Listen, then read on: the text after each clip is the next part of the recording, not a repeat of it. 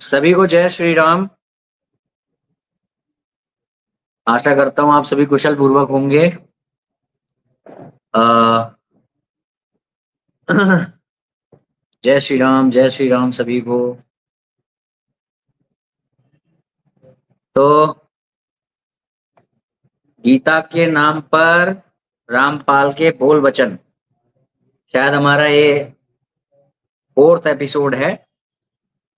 और जैसा कि हम हर एपिसोड में पिछले एपिसोड के जो बुलेट पॉइंट्स हैं वो उपलब्ध कराते हैं। तो हमने फर्स्ट एपिसोड में रामपाल ने, क्योंकि गीता का अपार्थ करना शुरू किया था 2.10 से लेकर के, मतलब 2.10 से उसने शुरू किया है अपार्थ। तो हमने 2.10 से लेकर के 2.30 तक की समरी जो उसने जो सटर घोंट की है श्लोकों के अर्थ में, उसके बारे में बात की है एपिसोड 1 में। 2.30 से लेकर के 2.52 तक जो उसने सटर घोंट की है, झोल किया है, उस पर हमने बात की है एपिसोड 2 में। और 2.53 से लेकर के उसने जो 2.72 तक जो अपार्थ किया है, उसके बारे में हमने बात की है एपिसोड 3 में। आज तीसरे अध्याय की शुरुआत होने वाली है, मगर उससे पहले जो एपिसोड 3 के बुलेट पॉइंट्स कौन कौन से हैं उस पर हम बात कर लें। सबसे पहला और जरूरी पॉइंट है कि रामपाल के अनुसार उसने जो 2.53 से लेकर के 2.72 के बीच में जो गीता का अर्थ किया है, उसमें उसने कौन कौन सी मोटी बातें ऐसी की है जो हमारे ध्यान में रखने योग्य है रामपाल वालों को भगाने के लिए, दौड़ा दौड़ा कर। ठीक है, तो क्या है पहली बात कि रामपाल के अनुसार कोई भी भक्त नहीं है। क्यों नहीं है? क्योंकि उसने मेंशन किया है कि जिसको तत्व ज्ञान नहीं है, जिसको तत्व ज्ञान प्राप्त नहीं हुआ है, तत्व ज्ञान के बिना वो भक्ति नहीं कर सकता, वो भक्त नहीं हो सकता। तो आप जानते ही हैं रामपाल के अनुसार इस संसार में, पूरे संसार में कोई भी तत्व ज्ञानी नहीं है। तो इसका अर्थ क्या है कि उसका भक्त समझ, उसका फॉलोअर मानते हुए स्वयं को भक्त कहने वाले जितने भी लोग हैं वो सब भक्त नहीं है रामपाल के अनुसार। ये मोटी बात। दूसरी बात क्या है कि रामपाल ने जो दूसरे अध्याय की शुरुआत में एक जगह कह दिया था कि लाभ हानि के बिना कोई युद्ध हो सकता है, कोई कर्म हो सकता है भला। तो हमने उस अभी तक 3 एपिसोड में बार बार ये बताते आए कि ये जो बात इसने कही है कि लाभ हानि के बिना कुछ नहीं हो सकता, और जिसके आधार पर उसने गीता बोलने वाले को गलत कहा, गलत ठहराने की कोशिश की है कि उसने गलत ज्ञान दिया है। हालांकि वो बात और है कि जब वो गलत ज्ञान दे रहा है तो उसकी कोई भी बात तुम प्रमाण के रूप में कैसे मान रहे हो। खैर, वो तो एक अलग बात है। मगर यहां पर भी उसने पाप और पुण्य के फल पर ध्यान मत दो इस बात को स्वीकार किया है, यानी अपनी उस लाभ हानि वाली बात का खुद ही खंडन किया है। 2.46 से 2.53 के बीच में उसने क्या क्या स्वीकार किया है? उसने मोह रहित होने की बात को स्वीकार किया है, मतलब मोह नहीं होना चाहिए लाभ हानि में, राग द्वेष में समान बुद्धि होनी चाहिए, लाभ हानि में समान बुद्धि होनी चाहिए। और पूर्ण परमात्मा में मन होना चाहिए, छोटे भगवान से दूर मन होना चाहिए। ये भी उसने वहां पे ब्रह्मा विष्णु महेश की बात वो कर रहा है, और उसके हिसाब से पूर्ण पूर्ण परमात्मा कबीर है। तो यहाँ पर भाई ये भी हमें यहाँ पर पता चला, यहाँ पर भी इसने वो जो ये लोग क्लेम करते हैं ना, हम लोग तो ब्रह्मा विष्णु महेश की भक्ति बताते हैं, तो यहाँ पर ये इनके मुंह पे मारना ये वाला 2.53 से लेकर 2.72 के बीच में रामपाल ने ये भी कहा है कि पूर्ण परमात्मा में मन लगाओ, और ये जो भगवान है ब्रह्मा विष्णु महेश उसके अनुसार भगवान है, हालांकि वो भी भगवान सिद्ध नहीं होते, मगर उनसे अपने मन को दूर हटाओ। और एक बहुत जरूरी मोटी बात क्या है कि सतलोक का प्रभु कौन है? कबीर। मगर इसने इसी बीच में जो जहां जिन श्लोकों की हम बात कर रहे हैं उसी बीच में माना है कि ब्रह्म तथा परम ब्रह्म से भी आगे एक और परमेश्वर है, उसके पास जाना है। सतलोक से भी आगे एक और लोक है, वहां जाना है, वहां पे जाके मुक्ति होगी। तो सतलोक में मुक्ति नहीं है, यहां पर भी इसने माना। ठीक है। अच्छा, सांसारिक लालच त्यागने की बात इसने फिर कही, वो लाभ हानि वाली बात का, अपनी बात का खंडन किया। सुख दुख में समान रहो, ये भी बात इसने यहां पर की है इस बीच। भौतिक जगत से प्रेम ना करो, ये भी बात कही है इस बीच। राग द्वेष रहित रहो, ये भी बात कही है इसके बीच। और ये जो व्रत का खंडन करने का प्रयास करता है कि व्रत के लिए तो भगवान ने मना किया है। क्यों मना किया है? क्योंकि वो हठ पूर्वक जो लोग अपनी इंद्रियों को वो करते हैं, तो हठ योग का मना किया है। मगर वहां भगवान का कहने का तात्पर्य है कि बिना भगवान की शरणागति हुए केवल कर्म को आधार बना करके, कर्म में हम अपनी जो अपने कर्मों जो इंद्रिय विषय है उनसे अपने इंद्रियों को नियंत्रित कर लेंगे, उन इंद्रिय विषय आसक्तियों से मुक्त हो जाएंगे। उस बात को भगवान ने कहा है, मगर इसने उस बात को ऐसे ले लिया है कि भगवान ने व्रत करने को, उपवास रखने को ही मना कर दिया। वो खैर आगे आएगी वो वाली बात। मगर इसने यहाँ पर इस बीच जो ये बात कर रहा है, तो इस बात कर रहा है कि इंद्रिय नियंत्रण निषेध किया है, मतलब बिना भक्ति के। ये भी ये बात मानता है कि भक्ति के साथ यदि इंद्रिय नियंत्रण करने का प्रयास किया जाएगा तो पॉसिबल है। इस पे अभी हम आगे बात करेंगे, आज के चैप्टर में भी ये वाली बात है। तो इसने ये माना है कि भक्ति के साथ अगर इंद्रिय नियंत्रण करोगे तो पॉसिबल है, तो अच्छा है। मगर भक्ति के बिना, भगवान की शरणागति के बिना करोगे तो वो कोई लाभ का नहीं है। ठीक है। और परमात्मा को जानकर इसने माना कि आसक्ति रहित हुआ जा सकता है। अच्छा, इसने संगी ऋषि का उदाहरण देकर के दशरथ की जो पुत्री थी शांता, उनके साथ उनके विवाह का खंडन किया है इसी बीच, और आगे के श्लोकों में खुद ही विवाह का समर्थन किया। मतलब इस बीच कहा है कि भाई वो संगी ऋषि थे, उन्होंने अपनी इंद्रियों में कंट्रोल किया हुआ था, परंतु वो अपनी इंद्रियों पे वो कंट्रोल जो था उसको रख नहीं पाए, और जो है उन्होंने हठ पूर्वक, क्योंकि यहाँ हठ पूर्वक खंडन कर रहा है ना इंद्रियों का, इंद्रियों पे नियंत्रण करने का, वो व्रत इत्यादि वैराग्य का खंडन कर रहा है। वैराग्य का नहीं, मतलब हमारे जो सनातन की जो प्योर पद्धति है उसके अनुसार पूजा भक्ति का खंडन कर रहा है। तो वहां पर उदाहरण दे रहा है कि संगी ऋषि अपनी इंद्रियों पर कंट्रोल नहीं कर पाए और उन्होंने विवाह कर लिया, जबकि आगे विवाह करते हुए भी, गृहस्थ होते हुए भी, विषयों में विचरण करते हुए भी व्यक्ति को मुक्त होने के योग्य बताया है। यदि वो शास्त्र अनुकूल कर्म करेगा तो वो मुक्त हो जाएगा। तो ये भी बात बहुत ध्यान रखने की है कि इसने यहाँ पर विवाह का खंडन किया है।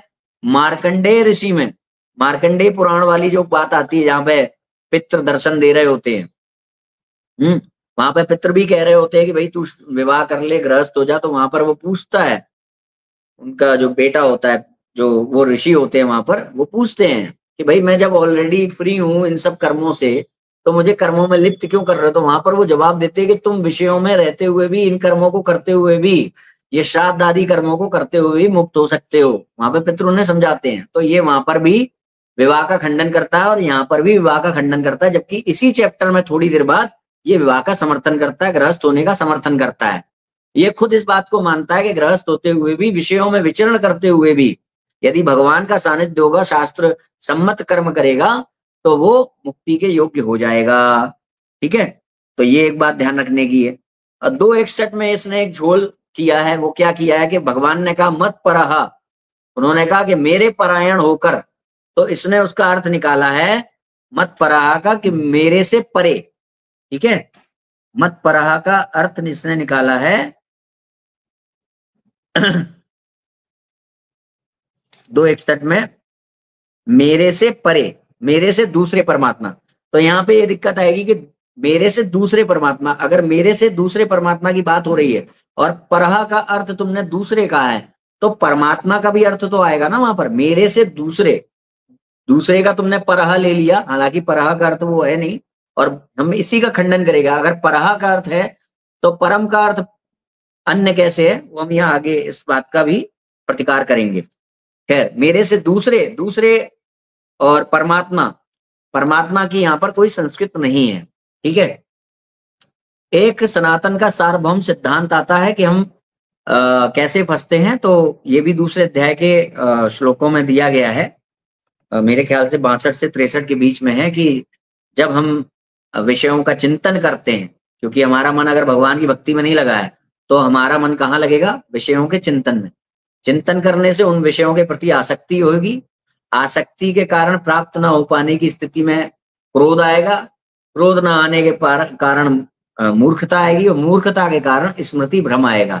और हमारे जीवन में जो भी हम दुख इत्यादि या जो भी बंधन हम वो करते हैं वो स्मृति भ्रम के कारण ही है। और अगर अद्वैत सिद्धांत के अनुसार देखें तो स्मृति भ्रम ही तो है अविद्या के जाल में फंस जाना। तो यहाँ पर एक सार्वभौम सिद्धांत भी इस बीच हमें प्राप्त होता है। हालांकि इसका रामपाल से कोई लेन देन नहीं, मगर एक अच्छी चीज आई तो मैंने वो भी आपको बता दी। अच्छा, इसके बाद 2.64 से 65 के बीच इसने ये समर्थन किया। पीछे श्रृंगी ऋषि के विवाह का खंडन किया, अब यहाँ पर ये समर्थन कर रहा है। क्या कह रहा है? इंद्रियों को वश में करने का समर्थन है विचरण करते हुए भी। 2.64 से 65 यहाँ ध्यान रखिएगा। पीछे श्रृंगी ऋषि का जो दशरथ जी की पुत्री शांता के साथ विवाह हुआ उसका खंडन कर रहा है। देखो देखो वो अपने पे कंट्रोल नहीं कर पाए, ठीक है। वहां पे उसने ये नहीं सोचा कि भाई वो विवाह करते हुए भी मुक्त हो सकते हैं, मगर यहाँ पे 2.64-65 के अर्थ में ये माना कि उसके अनुसार जो परमात्मा है उसकी शरणागति होने पर, उसके अनुसार जो बताए गए शास्त्रों के अर्थ हैं उसके अनुसार कर्म करने पर, भक्ति करने पर। हालांकि इसने कर्म की बात तो कहीं की नहीं है, केवल भक्ति की बात की है, वो भी उसकी कबीर की। तो उसके अनुसार कर्म करने पर यदि व्यक्ति विवाहित भी होगा, गृहस्थ भी होगा, तो वो मुक्ति के योग्य हो जाएगा, ठीक है। तो अब इसने यहाँ पर 64-65 में अपनी किस बात को खुद ही खंडित कर दिया? खुद ही जो श्रृंगी ऋषि के विवाह का खंडन किया उसका खंडन यहाँ कर दिया। और जो मार्कंडेय पुराण में पितरों का खंडन किया इसने, है ना, इसने कई वीडियोज में किया है। तो वो जो मार्कंडेय पुराण में जो इसने पितरों का खंडन किया है, यहाँ पर अपने उस खंडन का भी खंडन यहाँ पर कर दिया। क्यों? कि गृहस्थ होते हुए भी, विचरण करता होते हुए भी व्यक्ति मुक्त हो सकता है। फिर 66 से 68 में फिर से झोल है। यहाँ पर इसने शब्दार्थ जो है नहीं है, संस्कृत के अर्थ शब्द वहां पर नहीं है, मगर अपनी तरफ से पूर्ण संत के अभाव ये सब वहां पर लिख दिया है, जिसका वहां पे संस्कृत में कोई वर्ड नहीं है। और इसके बाद क्या लिखा है? फिर इसने यहाँ पर इन श्लोकों में 66 से 68 के बीच में भक्ति के साथ इंद्रिय नियंत्रण का समर्थन किया है। मैं ये बार बार क्यों कह रहा हूं कि इसने इंद्रिय नियंत्रण का समर्थन किया है भक्ति के साथ? क्योंकि इसने इन्हीं जो भगवान के भाव हैं कि यदि तू भगवान की भक्ति नहीं कर रहा है और भगवान का चिंतन नहीं कर रहा हो, मन में विषयों का चिंतन कर रहा है, अपनी इंद्रियों को तू कंट्रोल कर रहा है, तो क्या होगा कि तू अपनी इंद्रियों पे कंट्रोल को यथावत रख नहीं पाएगा, ये भगवान कह रहे हैं। तो ऐसे कंट्रोल के लिए भगवान मना कर रहे हैं कि तू चिंतन उन्हीं विषयों का कर और उन विषयों से अपने इंद्रियों को कंट्रोल कर ले। तो इसने उसका फायदा उठाते हुए हमारे व्रतों का, उपवास का खंडन किया इसने, ठीक है, इस बात को। और बार बार खुद ही भक्ति के साथ इंद्रिय नियंत्रण को ये समर्थन दे रहा है। इसलिए मैं ये बात बार बार बता रहा हूं। अच्छा, फिर एक बात आ गई 66 से 68 के बीच में, केवल तत्व ज्ञानी ही शास्त्र के अनुकूल कर्म करता है। ये भी बात ध्यान रखने की है। इसका अर्थ क्या है कि रामपाल के अलावा कोई भी दुनिया में शास्त्र के अनुसार कर्म नहीं कर रहा है। क्यों नहीं कर रहा है? क्योंकि वो तत्व ज्ञानी नहीं है। और रामपाल ने यह माना है कि केवल तत्व ज्ञानी ही शास्त्र के अनुकूल कर्म करता है। एक दुनिया में एक है जो शास्त्र के अनुकूल कर्म कर रहा है, वो है रामपाल। और वो क्या कर्म कर रहा है वो आप लोग जानते ही हैं, बबीता इत्यादि को। आगे चलिए 2.69 से 72 इंद्रिय नियंत्रण। फिर से इसने इंद्रिय नियंत्रण को समर्थन दिया है 2.69 से 72 के बीच। इसका अर्थ क्या है कि व्रत को समर्थन दिया, उपवास को समर्थन दिया, जिसका एक खंडन करता है आगे, है ना। और सांसारिक आसक्ति से मुक्त हो जाने के लिए प्रेरित किया। और यानी कि यहाँ पे जो हम लोग कहते हैं ना कि जो अंतिम निर्णायक कौन होता है? सन्यासी। तो यहाँ वैराग्य का इसने स्वयं समर्थन किया है ना, कि वैराग्य आ जाता है जीवन में उसके, तत्व ज्ञान जो जिसको होता है। आगे की चरणों में विवाह का समर्थन 2.70 में किया है। पीछे श्रृंगी ऋषि के विवाह का खंडन किया।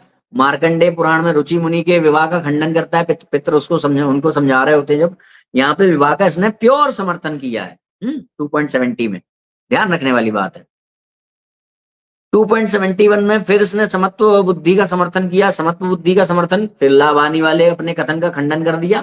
और 2.72 में इसने कुछ नहीं, मगर इसने एक तो सार्वभौम सिद्धांत आता है कि अविद्या से मुक्ति, अज्ञानता ही है जो आपको बंधन में डाले हुए, और अज्ञानता से मुक्ति ही आपकी मुक्ति का हेतु है। और इसका क्या झोल है, सार्वभौम सिद्धांत तो हमने सुन लिया।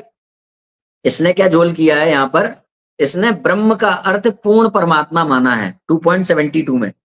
ये ध्यान रखने योग्य बात है, क्योंकि जब हमारे आचार्य गण एक ही शब्द के अलग अलग अर्थ लेते हैं, जो कि अभी आगे आने वाला है आज के चैप्टर में, तो ये वहां पर कहता है कि देखो देखो इसने वहां पर तो इस शब्द का ये अर्थ लिया है, देखो देखो इसने वहां पर तो इस शब्द का ये अर्थ लिया है, और यहाँ पे ये ले लिया। ठीक है, ये बात ध्यान रखना। तो यहाँ पर इसने ब्रह्म का अर्थ पूर्ण परमात्मा लिया है 2.72 में।